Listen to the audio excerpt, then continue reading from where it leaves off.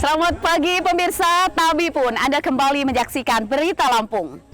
Sejumlah berita aktual dan juga informasi menarik telah kami suguhkan untuk Anda hari ini. Bersama saya Fitri Amalia, berikut Berita Lampung selengkapnya.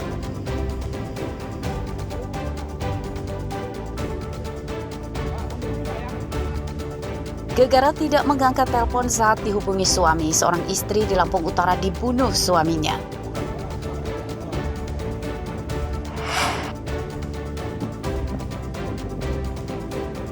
Seorang bayi pasien BPJS asal Lampung Selatan meninggal dunia diduga akibat pelayanan buruk rumah sakit dan jadi korban pungli dokter yang merawatnya.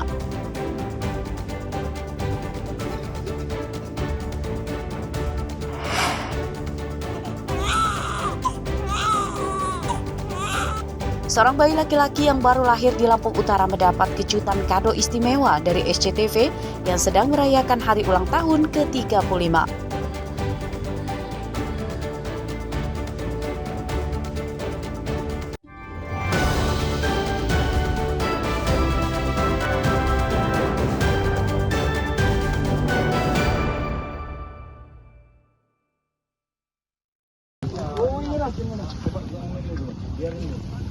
Warga Desa Sawojajar, Kecamatan Kota Bumi, Lampung Utara, Kamis malam digegerkan penemuan mayat perempuan di kebun singkong.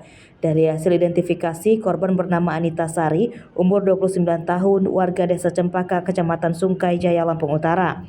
Terdapat luka lebam di wajah korban dan bekas jeratan tali di leher korban, serta terdapat luka di kakinya. Dari hasil olah tempat kejadian perkara, polisi menduga korban dibunuh di tempat lain dan mayatnya dibuang ke kebun singkong ini. Polisi menduga pembunuh korban adalah suaminya.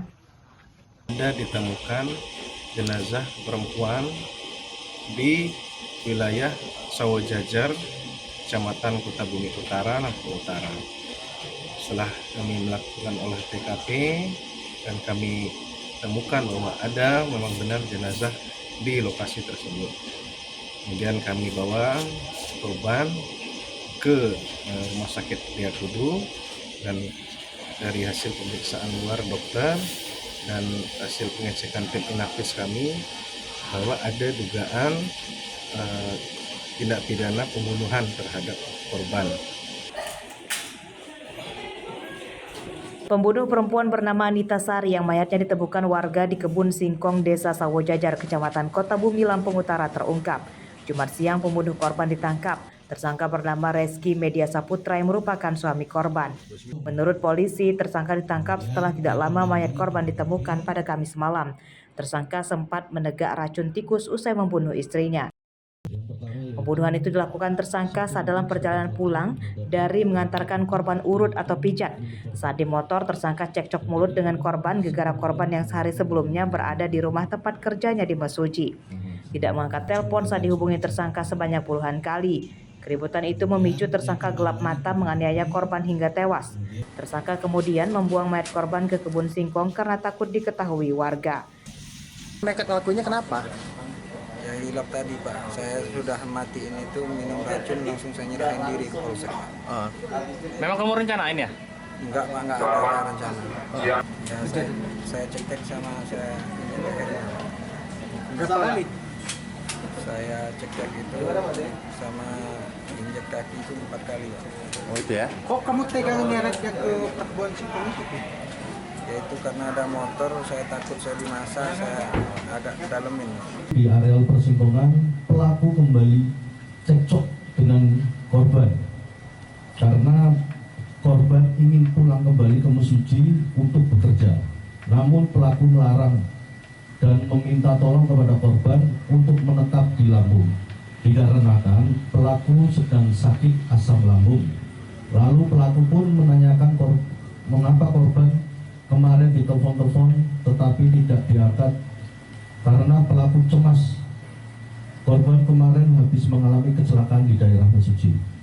Akan tetapi korban merespon dengan memarah-marahin pelaku. Polisi menyita motor, ponsel, kain dalam kerudung korban dan sisa racun tikus sebagai barang bukti. Ardio Haba melaporkan dari Lampung Utara.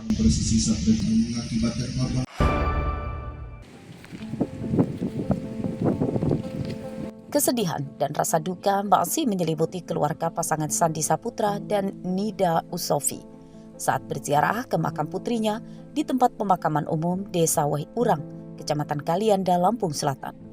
Putrinya bernama Alessia Erina Putri, umur 2 bulan, meninggal dunia pada 19 Agustus lalu. Diduga disebabkan buruknya pelayanan rumah sakit yang merawatnya saat korban kritis. Korban merupakan pasien BPJS di Rumah Sakit Umum Daerah Abdul Muluk Bandar Lampung yang sempat menjalani operasi akibat didiagnosa menderita penyakit Hirschsprung atau kelainan bawaan lahir yang mempengaruhi usus besar. Selain lambat penanganan, keluarganya juga menuduh jadi korban pungutan liar atau pungli oleh dokter yang menangani operasi.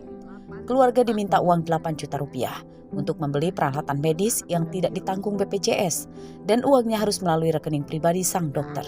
Yang tidak ditanggung BPJS operasi hanya 1 kali. Si dokter ini bilang tetapi alatnya tidak tersedia di rumah sakit, harus beli sendiri. Nah, si dokter menyarankan untuk mentransfer ke nomor rekening pribadinya dan dia yang menyarikan alat tersebut. Ke rekening pribadi? Rekening pribadi. Bukan rekening rumah sakit? Rekening pribadi. Berapa nilainya? Kurang lebih 8 juta. Sudah kamu transfer? Sudah. Dari dalam kamar operasi yang di situ masih ada bercak-bercak darah. Baju posisi terbuka, sebagian basah. Posisi bayi menggigil dan kain yang dari ruang operasi juga basah. Apakah itu yang menjadi penyebab anak kita itu meninggal dunia? Bisa jadi karena lambatnya pelayanannya itu. Jumat siang, 22 Agustus 2025, dokter yang menangani korban meminta maaf kepada keluarga dan masyarakat. Ia telah dijatuhi sanksi berupa pencabutan haknya menangani pasien BPJS.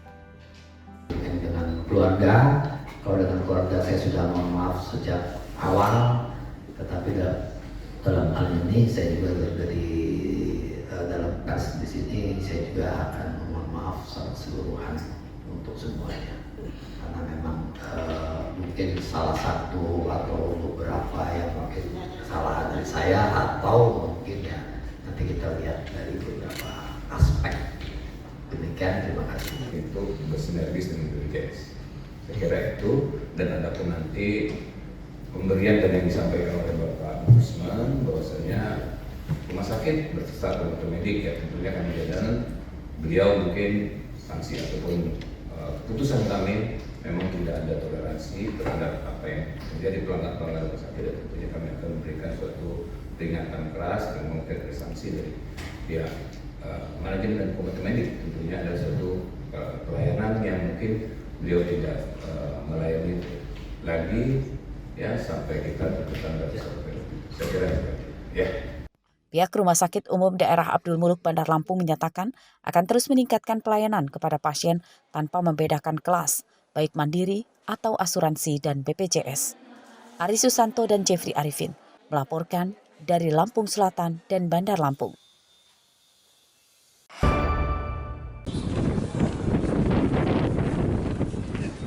Pencuri sepeda motor ini untuk sementara terpaksa berjalan kaki menggunakan bantuan kursi roda akibat kakinya tertembak 2 peluru tim khusus anti bandit Polresta Bandar Lampung. Tersangka bernama Aldo Septian Manurung, umur 21 tahun, warga desa Negara Saka, Kecamatan Jabung, Lampung Timur. Tersangka merupakan anggota komplotan pencuri motor yang terlibat di belasan lokasi di Bandar Lampung. Beberapa temannya kini masih buron. Dalam pemeriksaan polisi mengungkap, jaringan tersangka terorganisir.